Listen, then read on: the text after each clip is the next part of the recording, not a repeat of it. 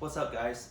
So today we're going to be working on the fuel system on the car. Got a rusty gas tank, got a rusty fuel pump assembly.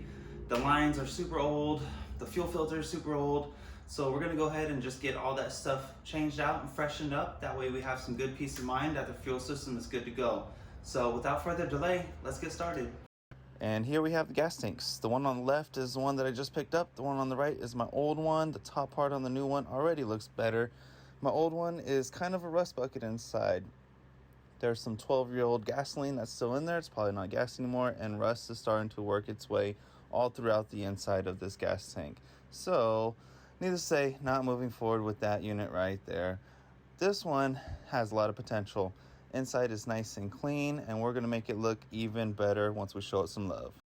And here are the fuel pump assemblies. This is the new one that I purchased. I went ahead and coated it with some Pore 15 products. This is actually a gas tank sealer that I put on the fuel pump assembly itself. Put a new Walboro 255 in here, and I also spent some time getting the top part coated as well. Came out really nice. So the new fuel pump assembly came in, and the bottom portion looks amazing. However, this top portion is pretty beat. All right, so I got it all cleaned up from the works, and this is what it looks like. I removed all of that surface rust on the bottom. The top part looks 1,000 times better. However, some surface rust did kind of develop here pretty quickly. I'm gonna coat this with fuel tank sealer. So I haven't really seen anybody do this before, but I figured if this is in the gas tank as well, this should be safe if you're coating the actual gas tank with this. All right, so I started the cleaning process using this Pore 15 metal prep, and all of that surface rust that we did just see is now gone. This stuff works pretty awesome. Lo and behold, this guy broke. So I'll figure something out to kind of rig that up to make that work. But right now I'm just coating it with this metal prep, and I'm gonna keep it nice and wet for 15 minutes. And then we'll move on to the next step. All right, so I'm pretty happy with how this came out. This is what the top side looks like. 1,000 times better than what we started with. And the bottom side is also came out pretty good. And yeah, I like it. So I'm gonna move forward with installing my Walboro fuel pump on this guy. I think our fuel pump assembly is good to go. Got the Walboro installed, came with some hose and clamps. Ended up soldering it together. It did come with some butt connectors, but I thought soldering would be better. This is my original one. As you can see, it is super pitted. I do have a clip of what it looks like when I pulled it out of the gas tank, which I'll show you right here. But as you can see, it was in really, really bad shape. I am missing actually my feed line that would normally go to the fuel pump. That's like completely gone. So this was in bad shape along with the fuel tank. Luckily I got this one, put some work on it, made it look really nice. So now focusing on the gas tank portion. Got the gas tank sealed off. Don't want any more dirt to get inside than what's already in there. Sprayed it off with some water already, and now I'm gonna hit it with some degreaser. All right, so I did 2 rounds of degreaser. After degreaser, I hit it with the brush. Did that 2 times, rinsed it off, and this is what it looks like now.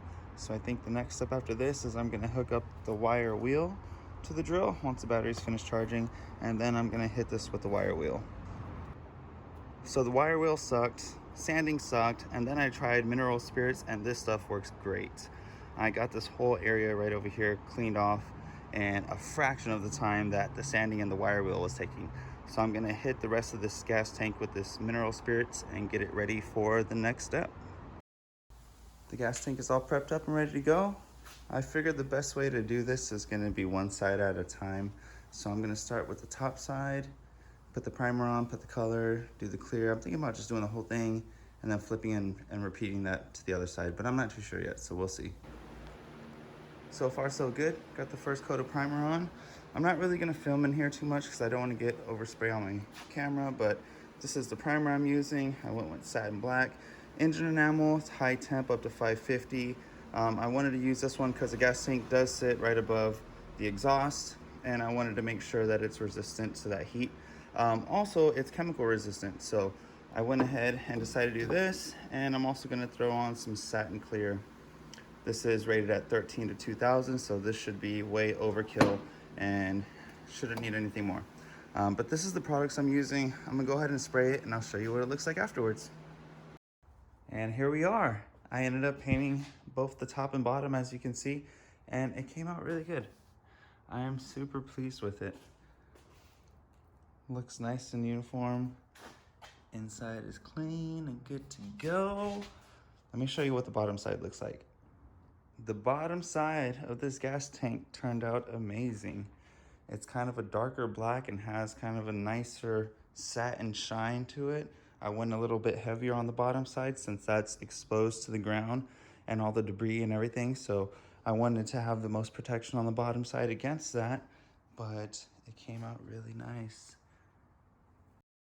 Okay, so before I put the fuel pump assembly in, I think it would be a good idea to rinse this guy out. That way we clear out all the debris that may be inside, and I don't know if there's stuff stuck against the walls. Who knows what this has been through, even though it looks really clean. It looks kind of yellow there because that tape and the sun reflecting, but it's super nice inside. I think I'm gonna hit it with some degreaser. I've had really good luck with this Pore 15 cleaner degreaser. So I'm gonna throw some warm water and degreaser in here and kind of swish it around. Make sure I don't have any leaks after I refinished everything, and also to clean the inside. All right, so the degreaser is in. It's nice and diluted. Gonna slosh this around and then give it a good rinse. So I rinsed this out several times. Came out pretty good. Looks nice and clean in there. I stuck my arm in there and kind of wiped it around as best I could without scratching myself up too bad. I also put on these rubber pieces, the little padding for the gas tank. That went back on. I got some new O-rings for the neck and for the fuel pump assembly, so that's gonna go on next. So I got a little excited and jumped the gun and started installing all of the fuel lines without taking any videos, so I'll just show you some pictures right here. But I got all the lines changed out with Gates Green Shield. I went ahead and replaced the fuel filter with the Z32 OEM fuel filter, and I modified the bracket just to make it a little bit cleaner in the engine bay.